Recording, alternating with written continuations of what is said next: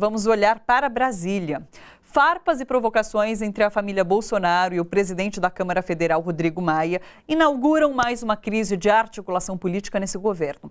Entre as pautas do pacote anticrime do ex-juiz Sérgio Moro e da reforma da Previdência, os embates internos ficam cada vez mais intensos.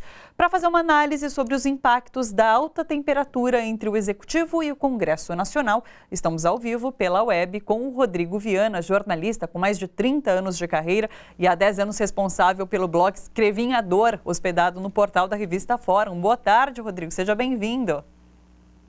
Boa tarde a vocês, aos convidados aí no estúdio também. Eu estou querendo acompanhar esse debate sobre feminicídio também. É muito impressionante as notícias que não param, né, sobre agressões, mortes, né? Todo dia tem caso novo, impressionante. Começa por esse assunto aí de Brasília primeiro. Eu queria começar perguntando uma coisa. Parece que até os parlamentares do PSL, que é o partido do Bolsonaro, eles estão discutindo agora não apoiar essa reforma, né? Não há unidade nem no partido do presidente da República. O líder do partido já disse que é preciso repensar a relação com o Poder Executivo. Hoje também o vice-presidente da Câmara dos Deputados, deputado Marcos Pereira, do PRB, que é uma força que dá apoio ao governo Bolsonaro, disse que o governo não teria nem 50 votos se a reforma da Previdência fosse para plenário hoje, no dia de hoje, né? E o que mostra uma desarticulação completa do Poder Executivo e tem gente que acha que é falta de traquejo, mas há também a hipótese de que seja um método, uma forma de atuar deliberada do presidente Bolsonaro e dos seus filhos de confronto permanente. Quer dizer, a gente vê isso nos Estados Unidos, né? Trump não desceu do palanque, né?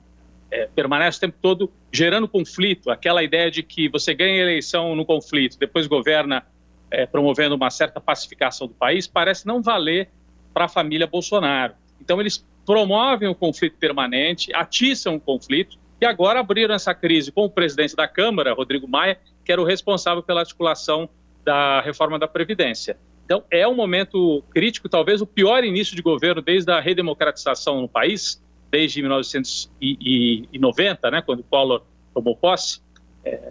De todos os presidentes da República, Bolsonaro é o que começa pior. Realmente uma situação caótica na articulação com o Congresso e também na própria gestão do Executivo. O Ministério da Educação, por exemplo, trocou 3 vezes de secretário executivo. Ministério da Educação, hein?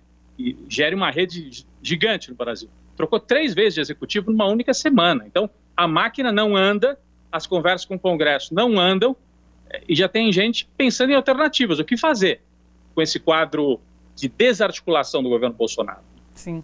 Agora tem uma questão, queria que você me dissesse como você analisa a postura de Mourão, o vice-presidente, nessa situação toda. Porque ele tem passado pano para Bolsonaro, muitos enxergam ele como um líder mais eficiente do que Bolsonaro. Tem essa história do golpe dentro do golpe. Me fala um pouquinho como você vê Mourão nessa situação.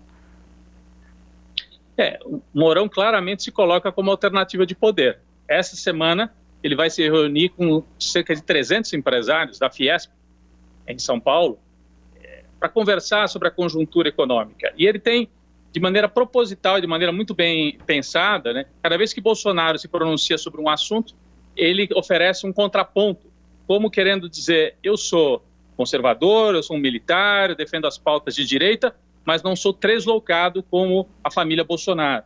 Se oferecendo, principalmente para a elite brasileira, para o empresariado, claro, para as Forças Armadas, das quais ele faz parte, para setores da mídia e do mercado, se oferecendo como uma alternativa de poder. Se a gente for dar uma olhada assim, o que é o governo Bolsonaro, as 3 forças principais, os bolsonaristas mais radicais, que é essa turma que acredita que a Terra é plana, ou que acredita que o problema do Brasil é o comunismo, que faz esse discurso com um tom, às vezes, próximo do racismo, próximo do preconceito. Então, tem essa primeira turma que é o bolsonarismo mais radical.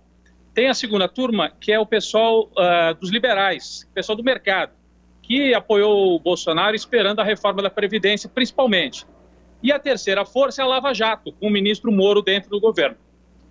Perpassando as 3 forças, os militares, funcionando como uma espécie de um fio aí um poder moderador entre essas três forças, né?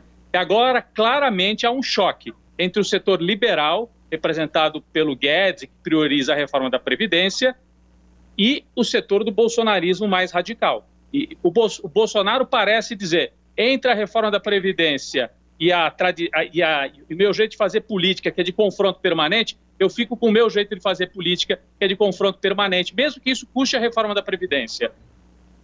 E a força, a Lava Jato também, cada um parece cuidar do seu quadradinho, né? Um governo que não articula, as três forças não se articulam.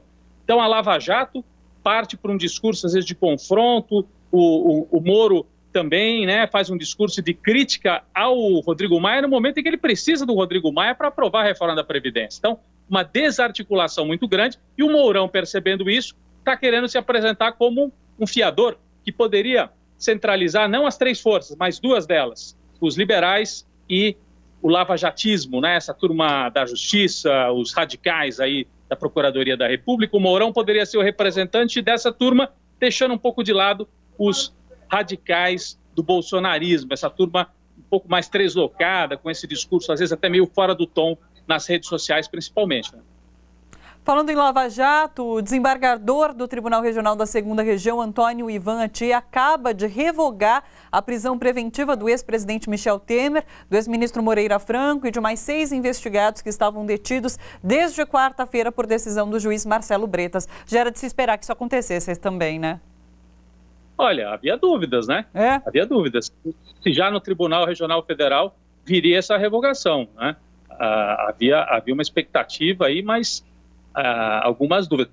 E isso pode tirar um pouco da atenção, né? Porque o Centrão, o chamado Centrão no Congresso, né? Para quem nos acompanha, são os partidos tradicionais ali, MDB, PSD, PP, né? Partido Progressista. Muita gente ficou preocupada com a prisão do Temer e havia aí esse tensionamento entre a Lava Jato e o ministro Moro contra as forças políticas mais tradicionais. Isso também estava ajudando a embaralhar a votação da Previdência. Com essa soltura do Temer, eu acho que os políticos tradicionais continuam ressabiados, porque estão vendo que ninguém está a salvo. A prisão do Temer, claramente, um abuso, quer dizer, ninguém está discutindo aqui a figura dele, o papel horrível que ele jogou aí no Brasil, mas prender um ex-presidente com quase 80 anos, com metralhadora na mão, com gente vestida de uniforme militar, assim, um abuso de autoridade, e nenhum motivo. Eu estou falando aqui, desculpa, tem uma advogada aí no estúdio, né? Ela pode falar melhor do que eu, pode não ser a área dela, mas me parece que não há muita base jurídica. Eu vi constitucionalistas, professor Pedro Serrano e outros, dizendo que não havia nenhuma base para a prisão do ex-presidente Temer, né?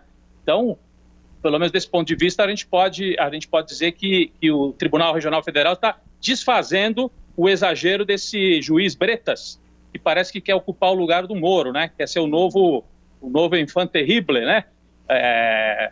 Mão pesada e muitas vezes abusando e usando a lei de uma maneira torta, né? Abuso de autoridade, me parece, em alguns momentos, né? Sim.